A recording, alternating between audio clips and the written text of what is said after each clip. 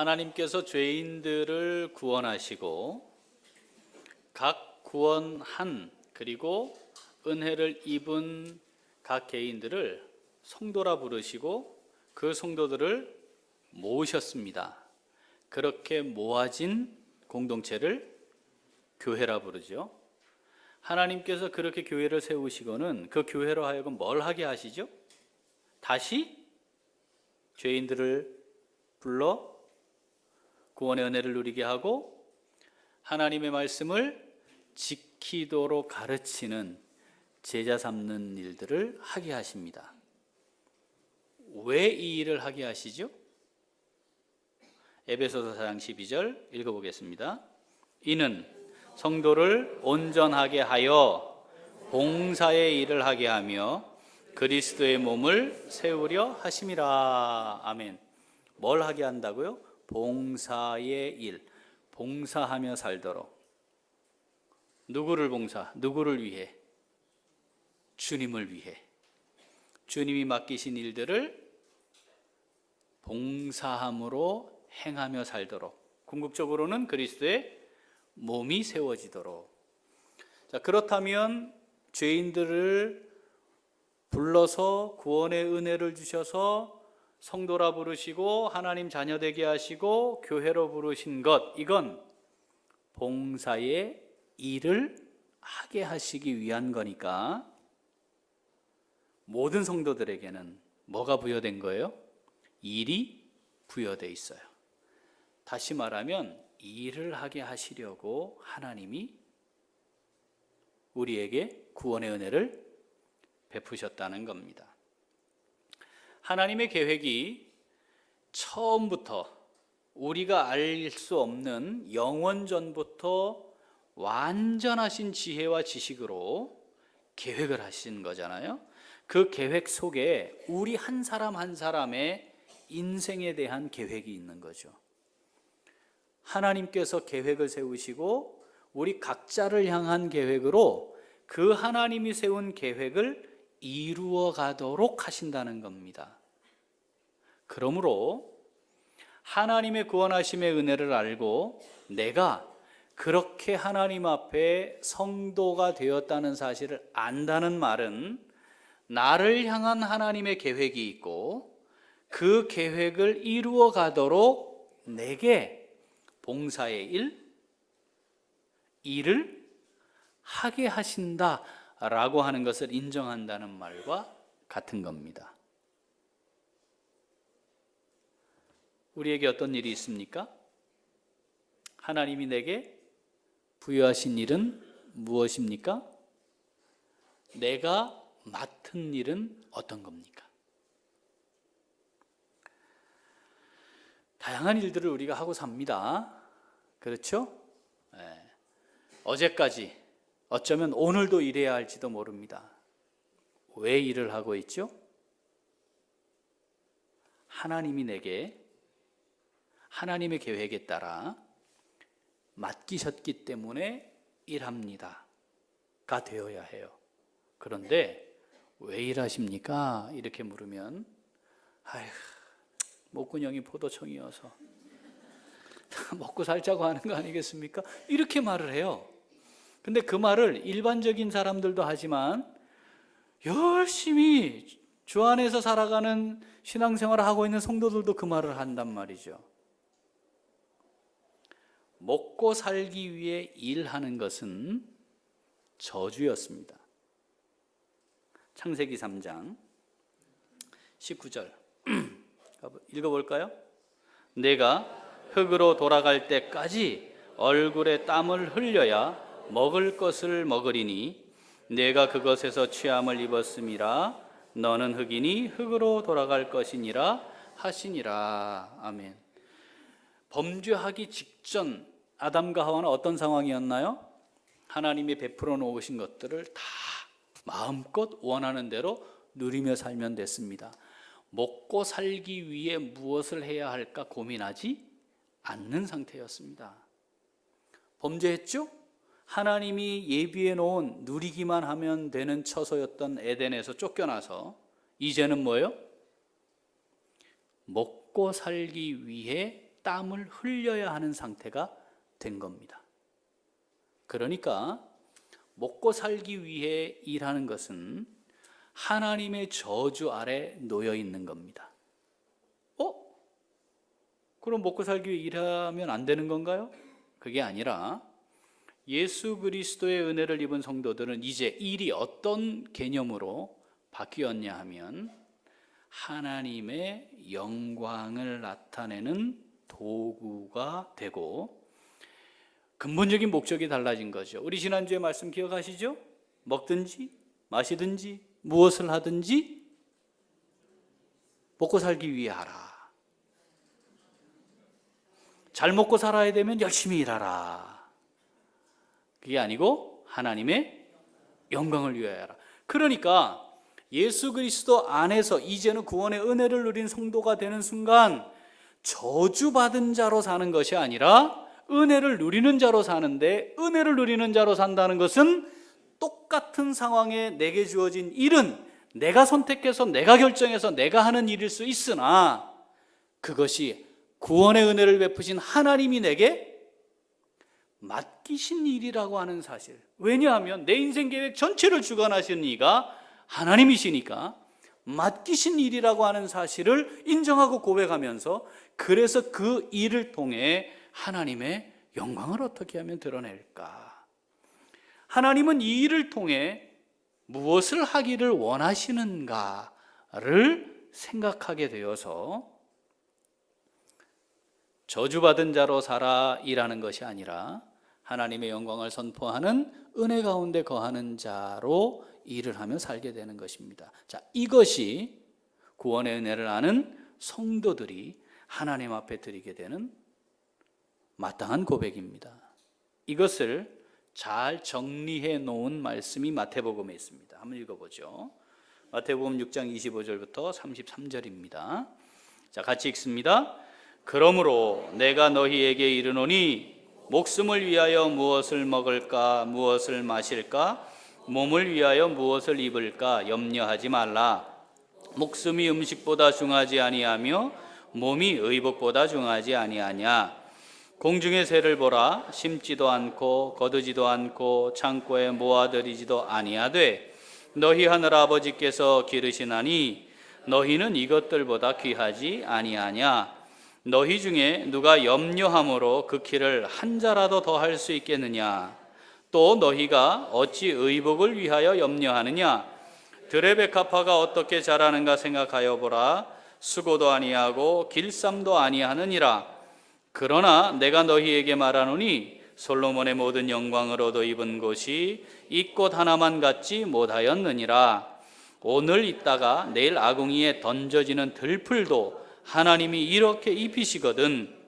하물며 너희일까 보냐. 믿음이 작은 자들아. 그러므로 염려하여 이르기를 무엇을 먹을까 무엇을 마실까 무엇을 입을까 하지 말라. 이는 다 이방인들이 구하는 것이라. 너희 하늘 아버지께서 이 모든 것이 너희에게 있어야 할 줄을 아시느니라. 그런즉 너희는 먼저 그의 나라와 그의 의를 구하라. 그리하면 이 모든 것을 너희에게 더하시리라. 아멘. 먹고 살기 위해 일하는 수고를 하는 것은 믿음이 작은 자 혹은 이방인들이 하는 것과 같다. 먹고 살기 위해 일하는 것, 먹고 사는 문제는 누구에게 있다? 하나님께 있다. 내게 있는 거야. 그러니까 너는 뭐 해? 그의 나라와 그의 의를 구하며 일하면 이건 너에게 내가 다 더해주는 것이야. 이것을 고백하는 것이 구원의 은혜를 누리고 살아가는 성도들의 가장 기본적인 삶의 모습이요 고백입니다. 그럼 이제 생각을 해봐야 돼. 그래요. 그러면 지금 하나님이 내게 맡기신 일이 뭔가요? 뭐 하고 계십니까 지금? 뭐 하고 계시나요? 지금보다 더 좋은 일을 기대하고 있나요? 다른 일을 하고 싶나요? 더 나은 걸 하고 싶나요? 하기 싫은데 억지로 하나요? 현재까지 그 일을 하나님이 내게 어떻게 해요? 맡겨 주신 것이라는 사실, 이걸 인정해야 합니다. 우리가 일을 하며 삽니다. 일 안 하고 사는 사람은 없어요. 더구나 요즘은 이제 남녀노소 구분 없이 일해야 되는 시대를 우리가 살고 있지 않습니까? 선한 일도 있고 악한 일도 있어요. 그런데 하나님의 계획 속에는 선한 일과 악한 일이 다 포함되어 있습니다. 때로는 악한 일인데 하나님의 위대한 역사를 이루는 도구가 되기도 합니다. 그래서 하나님의 계획 속에 있는 일을 한다는 것만으로는 충분하지 않고 이것이 하나님께서 우리에게 주신 선한 일을 하는 것인가를 살피는 것이 매우 중요합니다. 요한복음 13장 26절부터 29절 보면 누가 등장을 하냐면 예수님의 제자들과 가룟 유다가 등장을 합니다. 예수님이 식사를 하시면서 가룟 유다를 보고 굉장히 마음이 안 좋으셨어요. 자막 바꿔주세요. 그래서 제자들에게 말씀을 합니다. 마음이 괴로워서 이 중에 나를 팔자가 있다. 제자들이 갑자기 깜짝 놀라고 의아해했습니다. 아니 어떻게 이런 일이 있나요? 그렇지 않습니까? 여러분 지금 3년 동안 이 제자들의 그룹이 해온 일이 어마어마합니다. 예수님이 죽은 자 살리시는 것 현장에서 봤고요. 수 없는 이적을 베푸시는 것 현장에 있었고 가장 가까이에서 주님의 말씀을 듣고 생활한 사람들입니다. 아무리 지식 수준이 떨어지고 예수님에 대해 관심이 없는 자라도 가랑비에 옷 젖는다고 이제는 풍어를 읊을 수 있는 수준에 있는 사람들 아니었겠습니까? 더구나 가룟 유다는 유일하게 강남 출신입니다. 출신 성분이 달라요. 거기다가 뭘 맡았죠? 회계를 맡았어요. 예수님 그룹의 재정부장이었습니다, 이 사람이. 그러니까 항상 측근으로 다녔던 사람 아닙니까? 가장 가까이에서 필요할 때마다 바로바로 처리를 해야 되는 거니까. 그런데 그 사람이 예수님을 팔아넘기게 될 것이라고 상상이나 했겠습니까? 주님이 이걸 말씀하셔야 하는 시기가 왔고 때가 되어서 제자들에게 알리시면서 마음이 괴로웠어요. 자, 본문 한번 읽어봅니다. 이 중에 누가 팔자가 있다 그랬더니 놀래가지고 도대체 누굽니까? 한 거예요. 26절 읽어봅니다. 예수께서 대답하시되 내가 떡 한 조각을 적셔다 주는 자가 그니라 하시고 곧 한 조각을 적셔서 가룟 시몬의 아들 유다에게 주시니 조각을 받은 후 곧 사탄이 그 속에 들어간지라. 이에 예수께서 유다에게 이르시되 내가 하는 일을 속히 하라 하시니 이 말씀을 무슨 뜻으로 하셨는지 그 앉은 자 중에 아는 자가 없고 어떤 이들은 유다가 돈괴를 맡았으므로 명절에 우리가 쓸 물건을 사라 하시는지 혹은 가난한 자들에게 무엇을 주라 하시는 줄로 생각하더라. 이게 상상조차 하기 힘든 일이었어요. 그런데 지금 뭐라고 말씀하세요? 내가 하는 일을 속히 하라. 유다가 한 일이 있어요. 도대체 이 유다가 언제 어떤 걸 계기로 이 사람은 내가 지금까지 따라다니면서 기대했던 메시아가 아니다 하고 판단을 했는지는 잘 모르겠어요. 성경은 기록하지 않으니까. 그러나 분명히 그런 마음이 그 안에 있었겠죠. 그렇죠?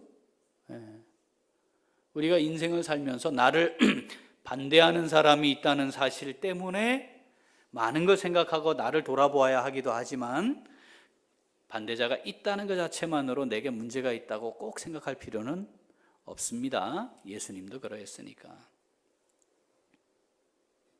그의 일은 뭡니까? 유다의 일은 하나님의 위대한 구원 계획을 성취하는 겁니다. 예수님이 팔려가야 할 것이 예언되어 있었고 십자가에 달릴 것도 예언되어 있었던 거니까 이걸 정확히 하나님은 성취해 가시는 거죠. 유다가 한 일은 그 하나님의 구원 계획을 완전하고 완벽하게 성취하는 일이었습니다.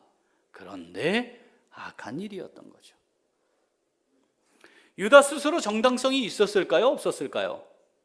이 정도를 결정하고 하려면요, 충분히 누구에게든지 내가 왜 이 일을 하고 있는지 설명할 만한 근거를 갖고 있는 겁니다. 그렇지 않을까요?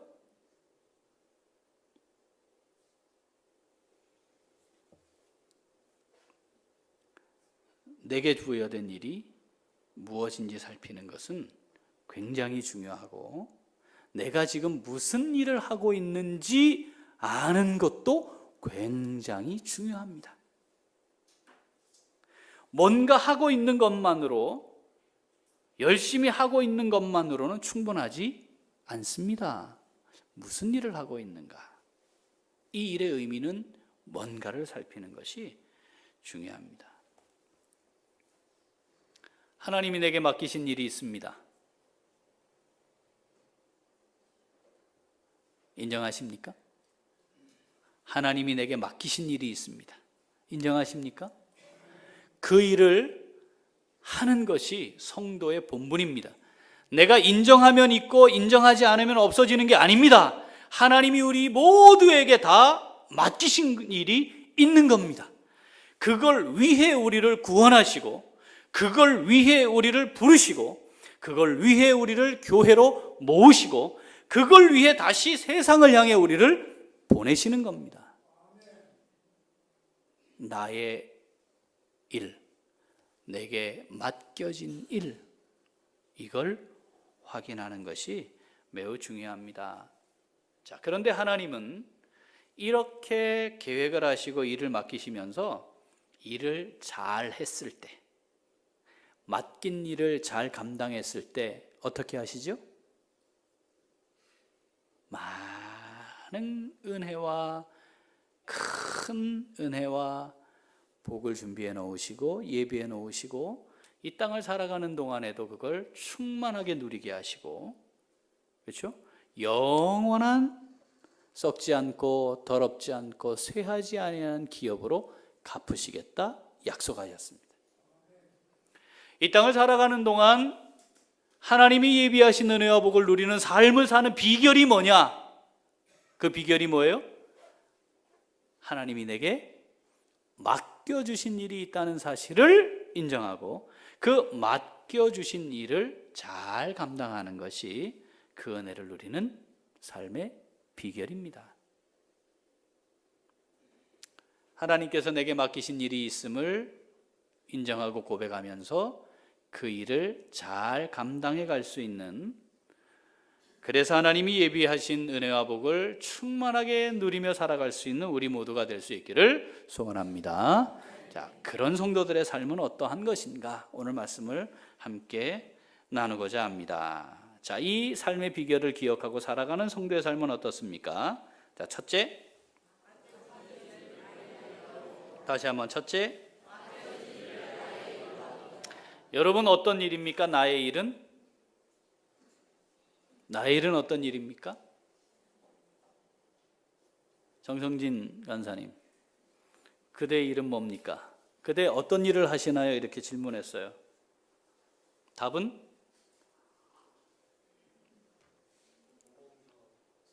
보험 영업을 하고 계시는군요. 네, 명함 하나 주실래요? 네, 명함 주고 받는 거죠. 여기까지는 나의 일을 하는 사람인데 성도들은 어때야 한다고요? 맡겨진 일이 나의 일이니까 나의 일은 내게 하나님이 이 일을 맡기셨음을 인정하고 저는 이 일을 통해 하나님을 기쁘시게 하는 일을 하는 사람입니다. 이렇게 되어야 한다는 거죠. 어떤 일을, 어떤 종류의 어떤 일을 하느냐는 중요하지 않아요.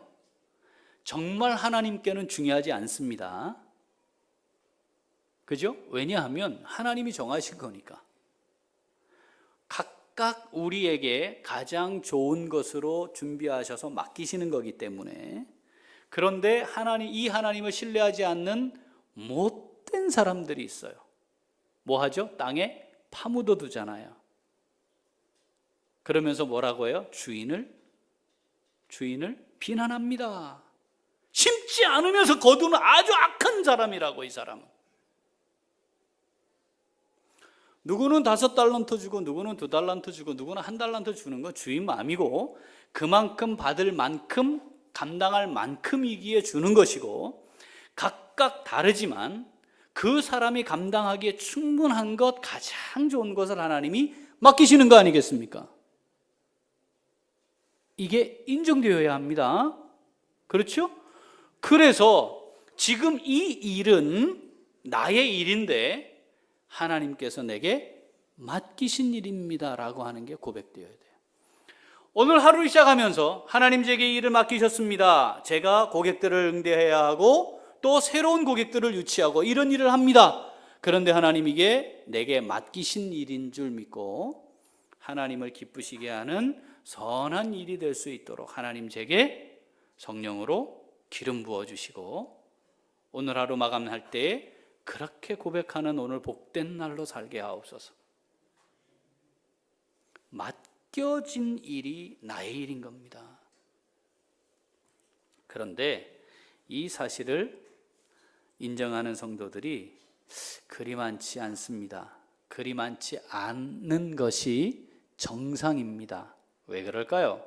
주님 이 땅에 다시 오실 때에 세상에 믿음을 보겠느냐고 하신 이유는 그렇게 살아가는 게 쉽지 않다는 걸 의미합니다. 여전히 뭘 위해 살아요?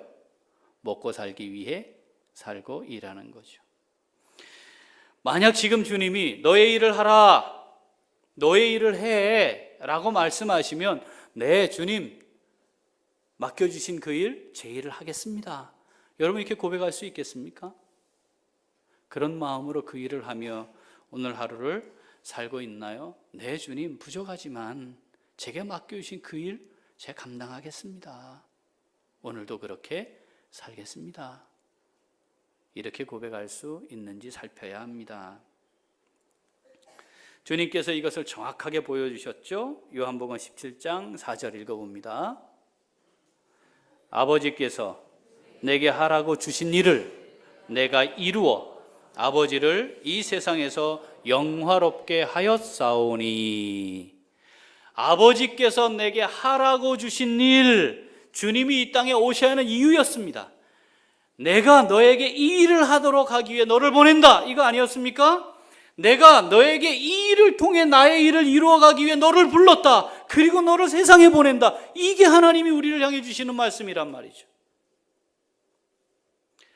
아버지께서 내게 하라고 주신 일, 그 일을 이루어드려 하나님을 영화롭게 하는 겁니다. 돈을 많이 벌었고 지위가 높아졌고 권력도 좀 있고 하고 싶은 거 하고 가끔 한 번씩 교회 헌금도 조금씩 뭐 다른 사람들 많이 할 수 있고, 이렇게 하라는 것을 의미하는 게 아니라는 겁니다.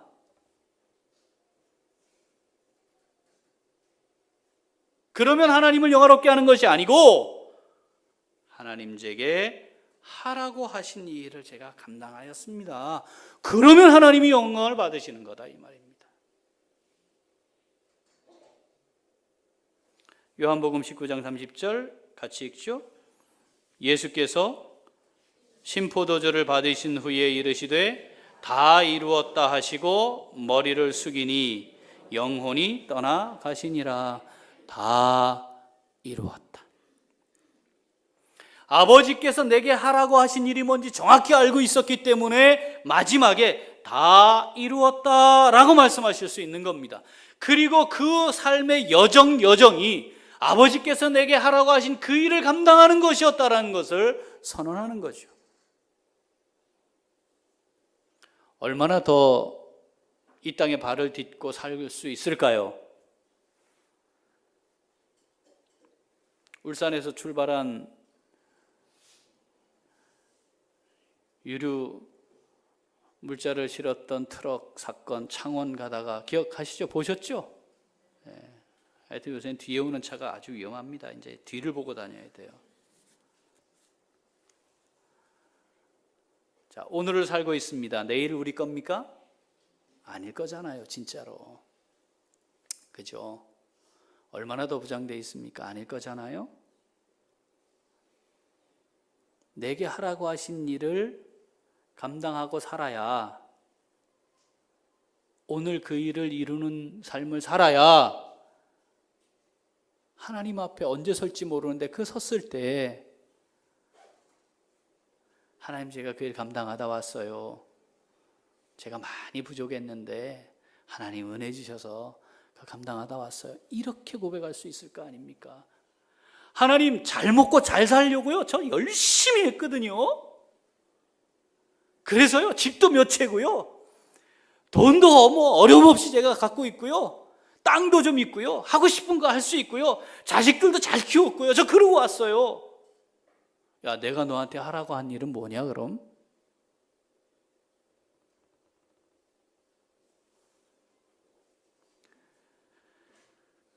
주님이 주님을 따라오려고 하는 사람들에게 아주 기본적으로 확인해야 하는 그것을 말씀하신 게 있습니다. 마태복음 16장 24절 읽어볼까요? 이에 예수께서 제자들에게 이르시되 누구든지 나를 따라오려거든 자기를 부인하고 자기 십자가를 지고 나를 따를 것이니라. 자기를 부인하고 나의 일이 주님의 일, 맡겨주신 일이 되는 거고, 십자가를 지는 것은 이제 내가 그 일을 위해 살아가는 자입니다. 이걸 고백해야 주님 따르는 거다 이 말이죠. 교회 나오는 것과 주님을 따르는 것이 다를 수 있다니까요. 목사가 되어도 다를 수 있다니까요. 우리의 수고가 헛되지 말아야 합니다.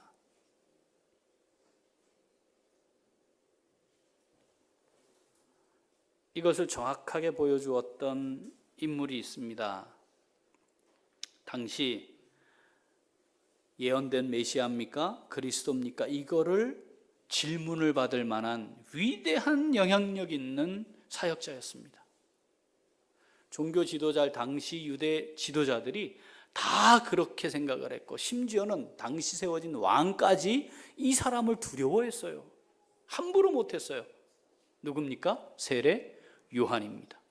이 질문에 대해 세례 요한이 답을 합니다. 요한복음 1장 23절 읽어볼까요?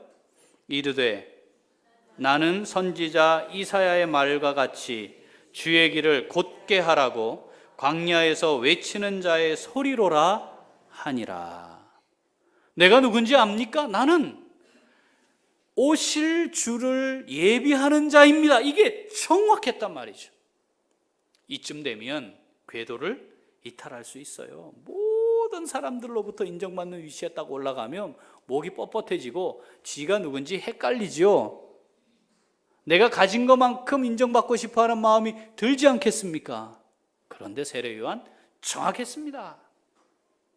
나는 주의 길을 예비하기 위해 외치는 자일 뿐입니다. 그러면 도대체 뭐냐? 너 왜 세례 주냐? 도대체 너 이거 와서 뭐 하는 짓이냐? 26절, 27절 읽어보죠. 요한이 대답하되 나는 물로 세례를 베풀거니와 너희 가운데 너희가 알지 못하는 한 사람이 섰으니 곧 내 뒤에 오시는 그이라. 나는 그의 신발끈을 풀기도 감당하지 못하겠노라 하더라. 신발끈을 푼다는 것은 당시 가장 하찮은 종, 소유물로 등재되지도 않는 종, 그게 집에 있으면서 주인이 나가면 신발을 받아두고 신발을 풀러서 받고 있다가 돌아오면 신발을 다시 받아서 신고 나가면 그걸 받고 풀러서 신발을 받고 발을 씻기는 일을 하는 겁니다. 이 종은 하는 일이 뭐예요? 24시간 대기 상태로 주인의 출입을 확인만 하는 거예요.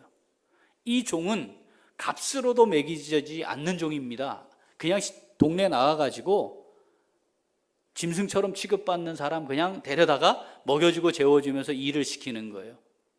예수님이 제자들의 발을 씻겼다는 건 그런 종으로 섬긴다는 걸 표현한 겁니다. 그게 다시 말하면 재산 가치도 없는 그냥 차라리 옆에 있는 개가 더 낫지 아무 쓸모없는데 데려다가 그냥 먹고 살도록 하면서 일 시키는 거, 그게 신발 관리하고 발 씻기는 종이었다 이 말이죠. 지금 세례 요한이 그 얘기하는 거예요. 신발끈 감히 그거를 풀어서 발을 씻기는 것조차도 할 수 없는 자다 나는.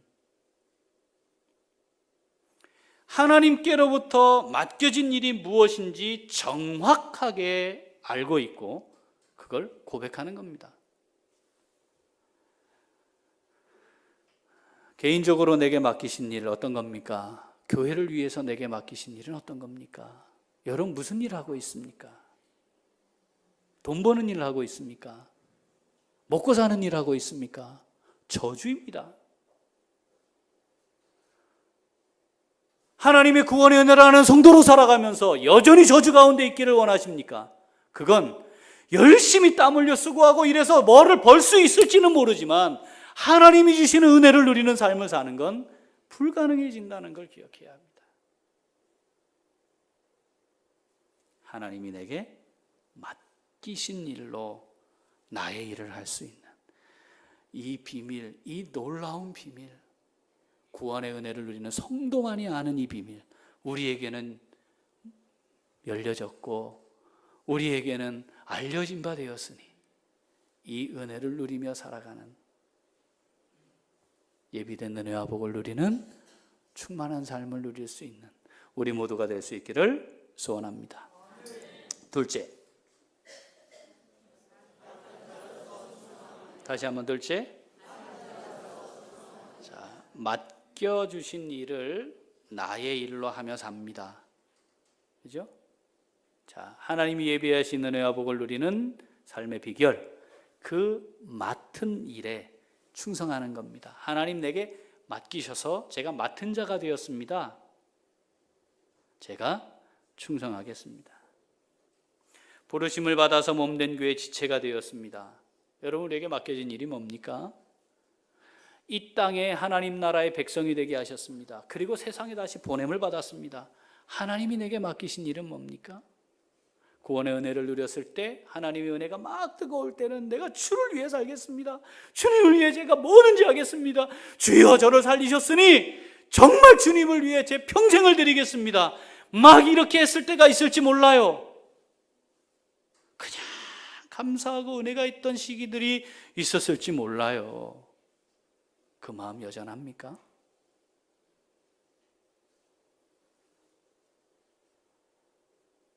하나님이 내게 맡기실 때 그것을 받는 우리는 힘들고 어려움이 없어요. 왜 그렇습니까? 구원의 은혜가 훨씬 크니까. 무엇을 맡기든 감사함으로 할 수 있는 거 아니겠습니까? 그런데 그 감사함이 없다는 것, 또는 맡기시는 일들이 부담스럽다는 건 하나님이 내게 맡기신 일이라는 사실을 인정하지 않거나 하나님의 은혜가 없는 상태에 도달하고 만 겁니다. 마음을 다하여 완수하는 것, 이게 충성 아닙니까? 적당히, 대충. 여러분 조직에 계시죠? 일원이시죠? 직장생활도 하시죠? 여러분 적당히 하는 사람들이 있습니다. 회사 안에. 우리가 속해 있는 조직 안에 대충 하는 사람들이 있습니다. 마음을 다하지 않는 사람들이 있습니다. 그런 사람들 인정받을 수 없는 거 우리 다 알고 있지 않습니까? 그렇다면 우리의 삶이라는 것이 나를 구원하신 하나님 앞에 진행되는 것임을 인정한다면, 그리고 나를 구원하신 이유가 그리스도의 몸을 세우기에 봉사하게 하시기 위한 일을 하도록 하심이라면 내게 맡기신 일이 뭔지를 살피고 마음을 다하여야 하는 건 지극히 당연한 것이 아니겠습니까? 골로새서 1장 24절 읽죠? 나는 이제 너희를 위하여 받는 괴로움을 기뻐하고 그리스도의 남은 고난을 그의 몸된 교회를 위하여 내 육체에 채우노라. 교회를 향한 마음이 그러합니까?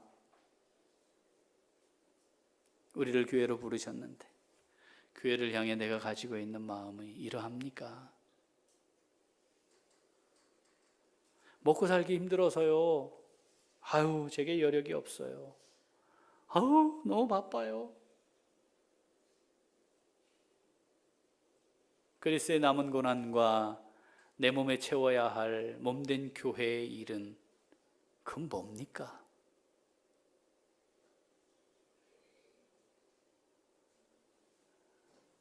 교회를 다니는 사람과 신앙생활을 하는 사람이 비슷한 모습으로 보여질 수 있어요. 그래서 오해하거나 착각하지 말아야 합니다. 마음을 다하여 완수하는 것, 하나님이 결과만 보시지 않아요. 뭘 보시죠? 우리 마음의 중심을 보십니다. 허물이 있고 실수도 있고 할 수 있는 게 한계도 있고 능력도 부족한데, 그래서 변변히 뭐 할 수 있는 것도 없는데 또 하다 보면 실수도 너무 많은 실수투성인데, 하나님이 그런데 뭘 보신다고요? 우리 마음의 중심을 보시고, 내가 다 안다, 내가 다 알아, 괜찮다. 네 마음이 어떤지 내가 다 안다. 맡은 자로 산다는 것은 그렇게 하나님을 향해 마음을 다하는 겁니다. 디모데후서 4장 7절 8절 오늘 말씀 다시 읽습니다. 나는 선한 싸움을 싸우고 나의 달려갈 길을 마치고 믿음을 지켰으니 이제후로는 나를 위하여 의의 면류관이 예비되었으므로 주 곧 의로우신 재판장이 그날에 내게 주실 것이며 내게만 아니라 주의 나타나심을 사모하는 모든 자에게도니라. 아멘. 한 번 더 읽어볼까요? 이 의미를 한번 잘 마음에 새기면 좋겠습니다. 한 번 더 읽죠. 나는 선한 싸움을 싸우고 나의 달려갈 길을 마치고 믿음을 지켰으니. 자, 하나님이 내게 맡겨주신 일을 나의 일로 알고 하나님이 나를 통해 뭘 하고 싶어 하시는지에 초점을 맞추어 끝까지 그 길을 다 달려가고 하나님 앞에 설 때가 되었으니, 이거죠. 여러분, 이 고백이 우리의 고백이 될 수 있기를 소원합니다. 8절 읽어보죠. 이제 후로는 나를 위하여 의의 면류관이 예비되었으므로 주 곧 의로우신 재판장이 그날에 내게 주실 것이며 내게만 아니라 주의 나타나심을 사모하는 모든 자에게도니라. 아멘. 주의 나타나심의 날이 있을 겁니다. 주님이 오시지 않으면 내가 주님께로 갈 겁니다. 오늘 가다가 뒤에 이상한 트럭이 한 대 올 수 있다니까요. 글쎄, 있다니까요. 신호대기 하고 있는데 뒤에서 차가 온다니까요. 지금 그게 오늘일 수 있다니까요. 네? 저 공단 쪽으로 가면 그런 차들 무지무지하게 많습니다. 지금 울산 출발차라니까. 언제겠어요? 나는 건강하니까. 건강도 중요하고 내가 하고 싶은 일을 하는 것도 중요하고 잘 사는 것도 중요하고 노후를 준비하는 것도 중요해요. 그런데 그게 하나님이 내게 맡겨주신 일로 하는 것이 아니면 주의 나타나심이 있을 때 어떻게 하냐 이 말입니다. 그때 어떻게 하냔 말이에요. 어떻게 하냔 말이에요. 이 날이 올 건데, 곧 올 건데 피하는 날이 돼서는 안 될 거 아닙니까? 여기 말씀처럼 사모하는 날이 되어야지. 이 땅의 삶이 끝나는 그날 부족했지만 주님 내게 맡겨주신 일하다가 수고하고 했었는데 이제 영원한 휴가로 들어가는 거 아니겠어요? 안식 가운데 거하는 거 아니겠어요? 그날 사모해야죠. 왜냐하면 기억하신대잖아요. 면류관 예비해서 주신대잖아요. 그날을 사모하며 그렇게 사는 성도들에게 이거 주신다잖아요.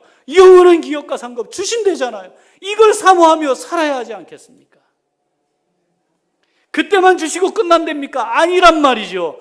이 땅을 살아가는 동안 내가 너와 함께 할 것이다. 그거 누리다가 주의 나타나심 앞에 섰을 때에는 비교할 수 없는 영원한 영광스러운 그 상급을, 멋있는 상급들을 풍성하게 받아 누릴 수 있는, 자, 삶의 비결 알았으니까 그렇게 살아갈 수 있는 우리 모두가 될 수 있기를 소원합니다. 기도하겠습니다. 하나님 아버지 감사합니다. 어떻게 하면 이 땅을